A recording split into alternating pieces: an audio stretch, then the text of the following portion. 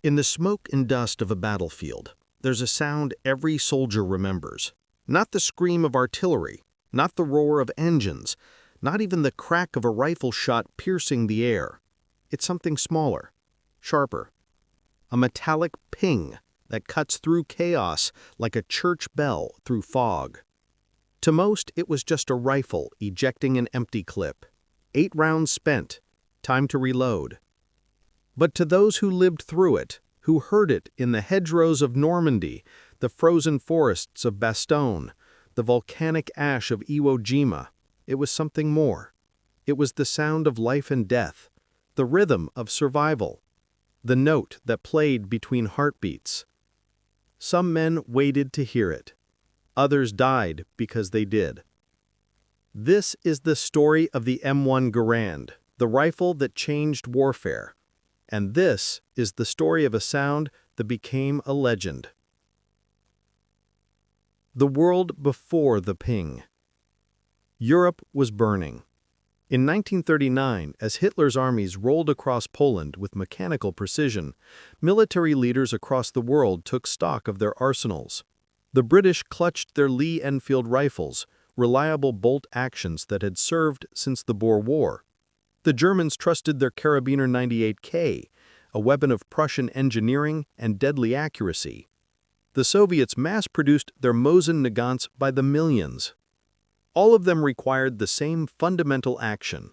Pull the bolt, chamber around, aim, fire. Pull the bolt again. In that half-second of manual operation, battles were won and lost. In that fraction of time, the soldier was vulnerable, head down, hands working metal, eyes off the enemy. The United States Army knew it needed something different, something faster. As storm clouds gathered over the Atlantic, American military planners issued a challenge to their engineers. Build a rifle that fires as fast as a man can pull the trigger without sacrificing the accuracy and reliability needed to win a war that seemed inevitable. They didn't know it yet, but the answer was already taking shape in a quiet workshop, in the hands of a man who thought in springs and gas pistons and tolerances measured in thousandths of an inch. Enter John Garand. Jean Cantius Garand, John to his American colleagues, was not a man of grand pronouncements or military bearing. Born in Quebec in 1888, he had come to the United States as a young man with a machinist's hands and an inventor's mind. He worked in textile mills and shooting galleries, anywhere metal met precision. But what consumed him was a problem that had plagued firearms designers for decades: how to harness the explosive force of a fired cartridge to automatically chamber the next round, without jamming, without overheating, without failing when a soldier's life depended on it. Night after night, Garand returned to his workshop. The sound of metal on metal, the hiss of cutting oil, the quiet scratch of pencil on paper as he refined designs that existed only in his imagination. Prototypes failed, years passed, rejection letters piled up. He was chasing something that others called impossible. A self-loading rifle that could match the reliability of a bolt action, the accuracy of a marksman's weapon, and the rate of fire that modern warfare demanded. In a way, he was trying to build a new kind of soldier. The birth of a revolution. In 1936, after years of trials and modifications, the United States Army adopted the M1 Garand as its standard service rifle. It was the first semi-automatic rifle to be issued as a primary infantry weapon by any nation in the world. The mechanics were elegant in their simplicity. When a round fired, expanding gases were redirected through a port in the barrel, driving a piston that unlocked the bolt, ejected the spent casing, and chambered a fresh cartridge from the 8-round clip, all in a fraction of a second. All while the shooter kept his eyes downrange and his finger on the trigger. It weighed 9.5 pounds. It was 43 inches long. It fired the .30 Auto 6 Springfield cartridge, a round powerful enough to drop a man at 500 yards. General George S. Patton would later call it the greatest battle implement ever devised. Across the Atlantic, German and British observers were less impressed. Another American gadget, they said. Overcomplicated, prone to failure. The Americans always did love their machines more than their discipline. They would learn otherwise. The calm before combat. Somewhere in England, spring 1944, Private First Class James Whitmore sat in a field of green grass, disassembling his rifle for the 100th time. Around him, other men of the 29th Infantry Division did the same. A ritual of preparation, of familiarization, of finding comfort in the mechanical certainty of metal parts that fit together only one way. The M1 had become an extension of his body over months of training. He knew the weight of it on his shoulder during 20-mile marches. He knew the kick against his collarbone. He knew the smell of gun oil and burned powder, the sound of the bolt slamming home, the sight picture through the iron sights. What he didn't know yet was the sound it would make when the last round fired and the empty clip ejected. In training, it was just a metallic chime, almost musical. On the firing range, it meant you'd put 8 rounds down range and could take a breath. He didn't know yet that in combat, it might mean something else entirely. Across the channel, in a bunker overlooking a beach the Germans called Widerstandsnest 62, Gefreiter Klaus Becker cleaned his Karabiner 98K with equal care.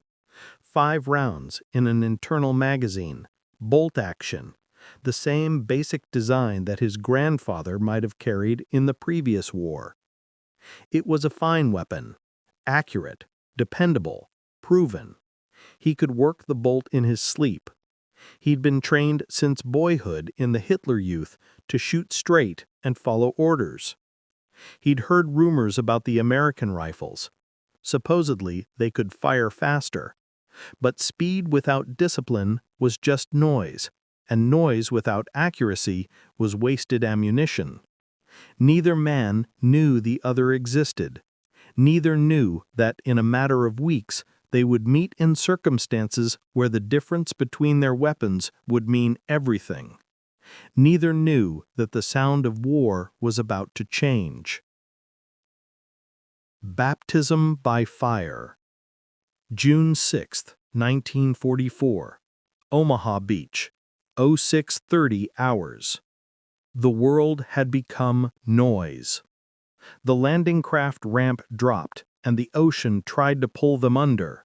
Men stumbled into chest-deep water under the weight of equipment, rifles held overhead, legs pushing against current and gravity and terror. Above them, machine gun fire stitched the water into foam. James Whitmore made it to the sand.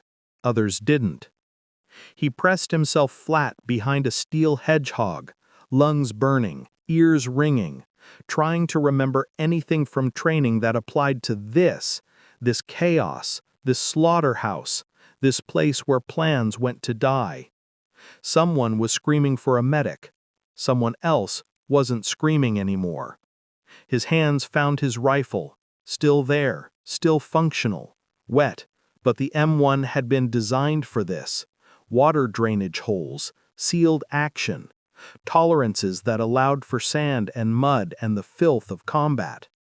A sergeant was yelling, couldn't hear the words, just the tone. Move, fire, move. Whitmore low-crawled forward, found a crater, rolled into it. 2 other men already there, firing upslope at a concrete bunker that looked like it had been there since the Roman Empire. Muzzle flashes strobed from the firing slit. He brought his rifle up, sighted on the bunker, began to fire. Crack, crack, crack. Smooth, rhythmic, deliberate. No pause between shots except the squeeze and reset of the trigger. The rifle's gas system did everything else, ejected the casing, chambered the next round, kept him in the fight. Beside him, one of the other soldiers was working a bolt action: up, back, forward, down. Aim, fire, repeat. Each cycle took a second, maybe two. Each cycle meant ducking, breaking sight picture, starting over. Crack, crack, crack. Whitmore put all 8 rounds into that bunker in less than 10 seconds.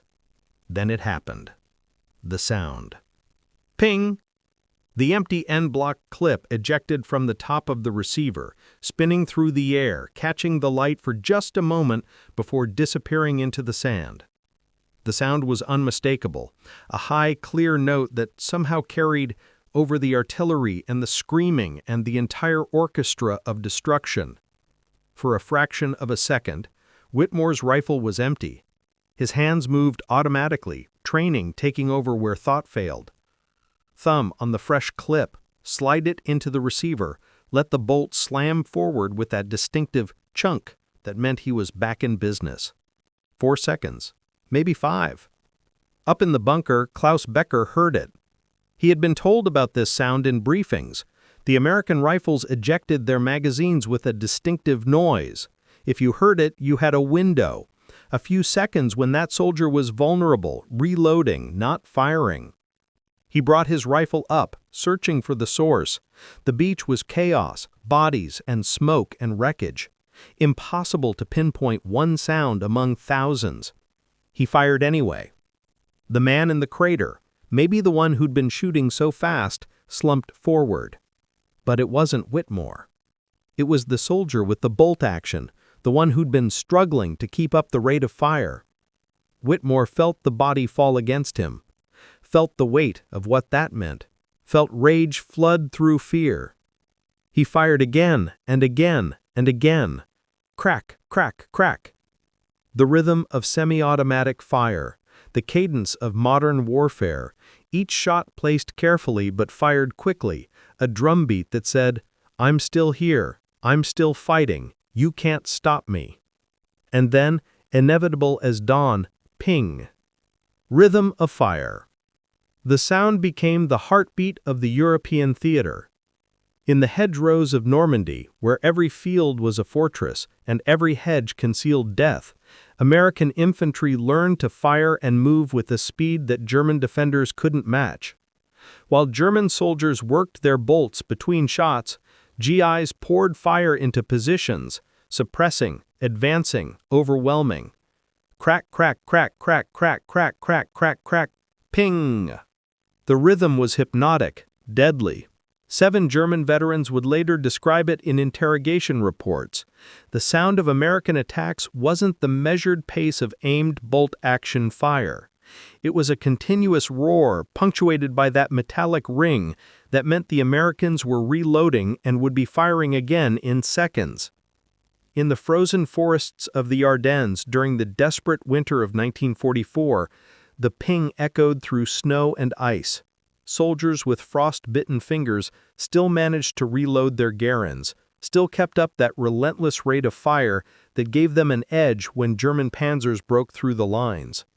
Staff Sergeant Robert Hawkins found himself alone in a foxhole, his squad scattered or dead, facing a German patrol that had infiltrated their position in the pre-dawn darkness. He had his Garand and 8 rounds. Crack, crack, crack, crack, crack, crack, crack, crack, crack, ping. Reload. Crack, crack, crack, crack, crack, crack, crack, crack, crack, crack, ping. Reload. The Germans went to ground, confused by the volume of fire coming from what should have been a single rifleman. In their hesitation, other Americans rallied. The line held. Hawkins would later tell reporters that he didn't remember much about that morning, just the cold, just the weight of his rifle, just that sound, the ping, that meant he'd survived another 8 seconds and could do it again. Death, brotherhood, and sound. In the Pacific, on an island whose name would be scrubbed from maps and memory, except for those who fought there, Private Danny Chan lay in volcanic ash, his leg shattered by a mortar fragment. His rifle was 3 feet away, might as well have been 3 miles. Japanese infantry were advancing through the smoke working their way between American positions with the patience of men who knew the island was theirs. He could hear them calling to each other, coordinating, closing in. Then he heard something else. Crack, crack, crack, crack, crack, crack, crack, ping! The sound came from somewhere to his right, another American, still fighting, still in it. Chen tried to call out, but his throat was raw from smoke and screaming. He lay still, hoping the enemy would pass him by, hoping that whoever had that Garand would keep firing long enough for someone to pull him out. Crack, crack, crack, crack, crack, crack, crack, crack, crack, crack, ping! The Japanese advance faltered, stopped. Whoever was shooting wasn't just spraying rounds randomly. Each shot was placed, deliberate, finding targets. A figure appeared through the smoke. Marine corporal, face blackened with ash, carrying a Garand that looked like it had been through hell. He glanced at Chen, assessed the situation in a heartbeat, and slung his rifle. "Can you hold this?" he asked, dragging Chen toward cover. Chen took the rifle. It was hot from firing, the barrel almost too warm to touch. His legs screamed, but his hands knew what to do. Check the magazine, make sure a round was chambered, cover their withdrawal. The corporal hauled him into a shell crater where two other Marines were set up. One of them took the Garand from Chen's hands, checked it over and nodded. "Good rifle. Let's keep it singing." Crack, crack, crack, crack, crack, crack, crack, crack, crack, ping! Chen never learned the corporal's name. The rifle changed hands 4 more times that day, passed between men as they fell wounded or ran dry on ammunition. It fired over 200 rounds before the action finally fouled with ash and blood and had to be cleaned. Every ping meant someone was still fighting. Every reload meant another 8 seconds of survival. The rifle became a living thing, a legacy passed between desperate men, its mechanical rhythm the only certainty in a world gone mad. The turning tide. By 1945, captured German after-action reports began to tell a consistent story. American infantry were not just numerous, but fast. Their rate of fire, even at the squad level, exceeded what should have been possible with individual rifles. German soldiers, trained in the doctrine of aimed, deliberate fire with bolt-action rifles, found themselves overwhelmed by the sheer volume of incoming rounds. One report, recovered from a Wehrmacht officer captured in the Ruhr pocket, described an engagement with an American platoon. The enemy riflemen fired continuously, without pause. We estimated they had at least 3 light machine guns in their position. When we overran the position, we found only standard riflemen with their Garand rifles. We had been suppressed by what we believed was automatic weapons fire, but it was simply their rapid semi-automatic fire.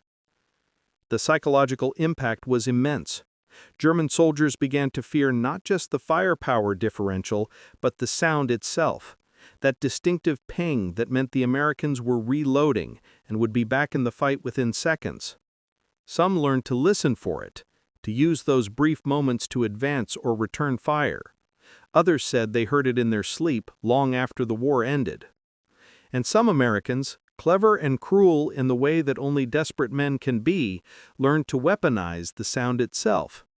They carried extra empty clips in their pockets. When enemy soldiers were close, in street fighting, in bunker assaults, in the close-quarters nightmare of urban warfare, they would throw an empty clip against a wall or onto cobblestones. Ping! The enemy would hear it, think an American was reloading, and break cover to attack in that vulnerable window. And the Americans, with fully loaded rifles, would be waiting. The sound became psychological warfare. The sound became mythology. The sound became the signature of a nation's industrial might turned toward war. Efficient, relentless, modern. They thought it was just another rifle. They were wrong. After the war. James Whitmore came home in the winter of 1946. He returned to a country that hadn't seen bombing, hadn't seen invasion, hadn't heard the sounds that still lived in his head.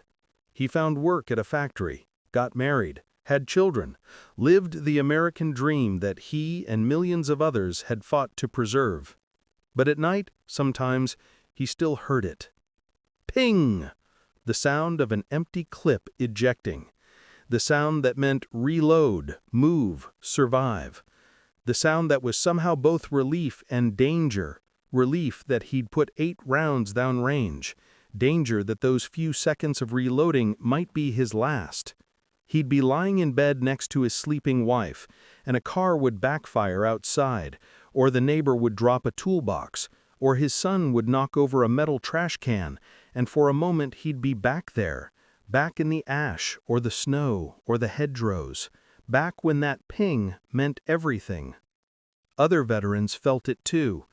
They didn't talk about it much, didn't have the vocabulary for it that later generations would develop. But at American Legion halls and VFW posts across the nation, men who'd carried the Garand would sometimes fall silent when they heard certain sounds, their minds flickering back to a time when their lives were measured in 8-round increments. Robert Hawkins, the staff sergeant from the Ardennes, took up target shooting after the war. He bought a surplus Garand from the civilian marksmanship program, the same model he'd carried through Europe. His friends asked him why. Why go back to it? Because, he said, loading a clip with the practiced ease of a man who'd done it 1,000 times under fire, it's the only sound that makes sense anymore. Crack, crack, crack, crack, crack, crack, crack, crack, ping. For them, it was the sound of brotherhood, the sound of men who'd stood together when the world tried to break them, the sound that said, "We're still here. We made it through." The myth and the reality. Over the decades, a debate emerged among historians and veterans. Did the distinctive ping of the M1 Garand actually give away American positions?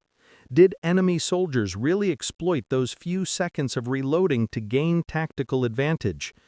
The evidence is mixed. Some German veterans, in interviews conducted years later, insisted they'd been trained to listen for the sound. They described using it to time their movements, to know when an American was vulnerable. Others said they never heard it at all, that the chaos of combat made it impossible to isolate one small metallic sound among the thousands of others. Artillery, mortars, machine guns, grenades, men screaming, men dying. In that apocalyptic symphony, how could you possibly hear one rifle reloading? The U.S. Army conducted studies after the war. They found no statistical correlation between the en bloc clip's distinctive sound and American casualties. If anything, the faster rate of fire provided by the M1 Garand saved more American lives than the reloading sound might have cost. And yet, the myth persists. Perhaps because myths serve a purpose that facts cannot. Perhaps because the ping became a symbol of something larger, the vulnerability inherent in all combat, the razor's edge between life and death, the moments of exposure that every soldier faces. Or perhaps because the veterans who survived learned to respect every sound, every signal, every tiny detail that might mean the difference between walking off a battlefield and being carried off it. In the end, maybe the truth doesn't matter. What matters is what the sound symbolized, the mechanical heartbeat of American will, the rhythm of free men fighting tyranny, the melody of liberation played in .306 caliber. 8 notes and a final ping. A weapon of memory. Today, the M1 Garand is retired from active military service, replaced by the M14, then the M16, then the M4. Each generation lighter, faster, more modular. But it endures. In museums across America, M1 Garands stand in glass cases, silent, but somehow still vital. Plaques describe their specifications, their history, their role in the greatest conflict of the 20th century. At shooting ranges, collectors and enthusiasts load those 8-round clips and feel the weight of history in their hands. When they fire, and that clip ejects with its distinctive sound, they're connecting with something larger than themselves, with the men who carried these rifles through hell, with the industrial might that produced over 6 million of them, with the American belief that superior technology and individual courage could change the world. And at military ceremonies, honor guards sometimes carry vintage M1 Garands, the rifles carefully maintained, their wood stocks polished to a deep luster. When they present arms, the synchronized movement of those rifles speaks to tradition, to continuity, to the debt owed to those who came before. And at veterans' reunions, old men who once were young soldiers will sometimes hold an M1 and smile with a sadness that their children and grandchildren can't quite understand, because that rifle is more than metal and wood. It's memory made tangible. It's the weight of duty carried across continents. It's the tool that kept them alive when everything else wanted them dead. Danny Chen, the Marine who took a shattered leg on that nameless Pacific island, kept a photograph in his wallet until the day he died. In it, he's 19 years old, smiling at the camera, holding his rifle with the casual confidence of a man who trusts his tools. His grandchildren found it after his funeral, asked what it meant. His wife told them, "He said that rifle sang to him, said every sound it made was like music, because if he could hear it, he was still alive." Final reflection. The sound of victory. There's a battlefield in France, not far from Omaha Beach. The bunkers are still there, though they're weathered now, broken teeth in the landscape. The sand has been washed clean by 70 years of tides. The blood and the screaming and the chaos have been absorbed by time. On quiet days, when the wind is right, locals swear they can still hear it. Bing! Of course they can't. Sound doesn't linger like that. Physics doesn't allow for acoustic ghosts. But maybe memory does, because the ping of the M1 Garand was never just a mechanical sound. It was a declaration, a promise, a threat. For German soldiers, hearing it across a hedgerow, it was the sound of danger, of an enemy that could fire faster, reload faster, press harder than any army they'd faced before. For Japanese defenders dug into Pacific Islands, it was the sound of inevitability, of American industrial power turned to the singular purpose of victory, no matter the cost. For American soldiers carrying it through Europe and the Pacific, it was complicated. It was the sound of vulnerability and power combined. It was the punctuation mark on 8 rounds fired. It was the brief silence before the next 8. It was the rhythm of survival played out one clip at a time. But more than anything, it was the sound of men who refused to surrender, who kept fighting when everything told them to stop, who carried a 9-pound rifle through mud and snow and ash and kept pulling that trigger until the job was done. Courage has many sounds: the charge of cavalry, the roar of aircraft, the rumble of tanks, the cadence of marching feet. But for one generation, in one war, courage had a specific sound: metallic, distinct, unmistakable. 8 rounds fired, 1 clip ejected. Bing! The sound of life and death. The sound of victory.